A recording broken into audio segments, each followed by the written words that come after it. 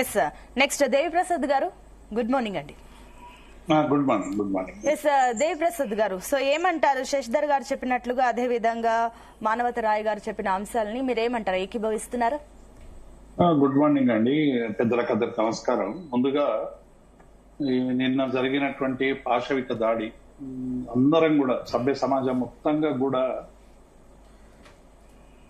Irrespective of politicians, irrespective of అన్నిటినీ అధిగమించి అందరం కూడా ఇటువంటి పాశవిక దాడుల్ని తప్పకుండా ఖండించాల్సినటువంటి అవసరం ఉంది. అందరం నిన్న జరిగినటువంటి ఘటన అందరినీ కూడా బాధేసింది. ఎందుకంటే హైదరాబాద్ కు సంబంధించినటువంటి ఒక ఇంటెలిజెన్స్ అధికారిని కూడా వాళ్ళ పిల్లల ముందే అతన్ని కాల్చి చంపినట్టుగా మనకు వార్తలు వస్తా ఉన్నాయి.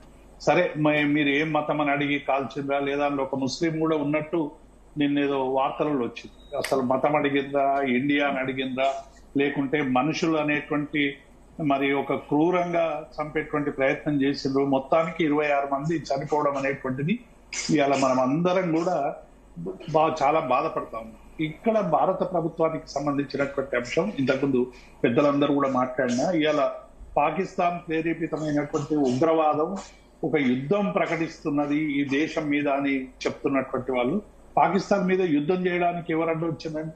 ఇలా పాకిస్తాన్ ఒకవేళ అటువంటి ప్రేరేపితమైనటువంటి దాడులు ఉంటే డెఫినెట్ గా ఇవాళ మిగతా అనేక ప్రపంచ దేశాల మద్దతు కూడా ఇటువంటి ఉగ్రవాదులకు సంబంధించి, ఉగ్రవాదులను ఎవరు సమర్థిస్తలేరండి. ఉగ్రవాదులు పేరు మీద ఇతరులని ముద్రలేసి చంపడాన్ని వ్యతిరేకిస్తున్నారు తప్ప అసలైనటువంటి ఉగ్రవాదుల్ని ఇవాళ ఇటువంటి ముష్కరుల్ని ఎవరు దాడి చేసినా వాళ్ళందరినీ కూడా ఎట్లా శిక్షించాలనేటువంటి విషయం మీద ఎవరికి ఎటువంటి అభ్యంతరాలు ఉండవు.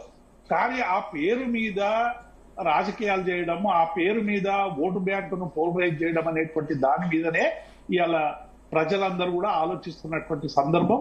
ఎందుకంటే ఇప్పుడు డెఫినెట్ గా భద్రతా దళాలు ఏవైతే నిన్న హోంశాఖ మంత్రి వెంటనే పోవడం కానీ, మరి ప్రధానమంత్రి గారు వెంటనే పర్యటన ఆపుకొని రావడం, భద్రతా దళాలకు సంబంధించినటువంటి సమీక్ష చేయడం, ఇప్పుడు డెఫినెట్ గా సైన్యం అంతా కూడా ఇంత థ్రెటన్ ఉన్న దగ్గర మొత్తం సైన్యాన్ని అందరినీ కూడా దించాలి. ఇంతకుముందే మానవతరాయ్ గారు ఒక మాట అన్నారు, ఇవాళ రాష్ట్రాల్లో అనేక సామాజిక ఉద్యమాలు, అనేక దళిత ఉద్యమాలు, ఆదివాసీ ఉద్యమాలు, లేకుంటే రకరకాల ఉద్యమాలు భారతదేశంలో అంతర్గతంగా జరుగుతున్నటువంటి నేపథ్యంలో వాటిని అణచడానికి విచ్చలవిడిగా సైన్యాన్ని ప్రయోగిస్తున్నటువంటి సందర్భాన్ని చూస్తా ఉన్నాం. మొదలు బయట దేశాలకు సంబంధించినటువంటి థ్రెట్ ఉన్నదని ఎట్లయితే బాహటంగా ఇవాళ ప్రకటిస్తా ఉన్నారో, భారత ప్రభుత్వం కూడా అటువంటి థ్రెట్ ను ప్రకటించి అందరి సహకారంతో డెఫినెట్ గా దీన్ని అణచాలి. ఎవ్వరు కూడా వచ్చి మనుషుల్ని ఇంత క్రూరంగా విచ్చలవిడిగా, ఎందుకంటే పర్యాటకులు అందరూ కూడా, ఎందుకంటే జమ్మూ కాశ్మీర్ అనేటువంటిది ఒక సుందరమైనటువంటి ప్రదేశం. అమర్నాథ్ యాత్రకు కూడా అనేక మంది పోతా ఉంటారు. యాత్రకు పోయేటువంటి వాళ్ళ పట్ల ఇంత కనికరం లేకుండా కాల్పులు జరిపి చేయడం అనేటువంటిది డెఫినెట్ గా మనం అందరం కూడా దీన్ని సీరియస్ గా తీసుకోవాల్సినటువంటి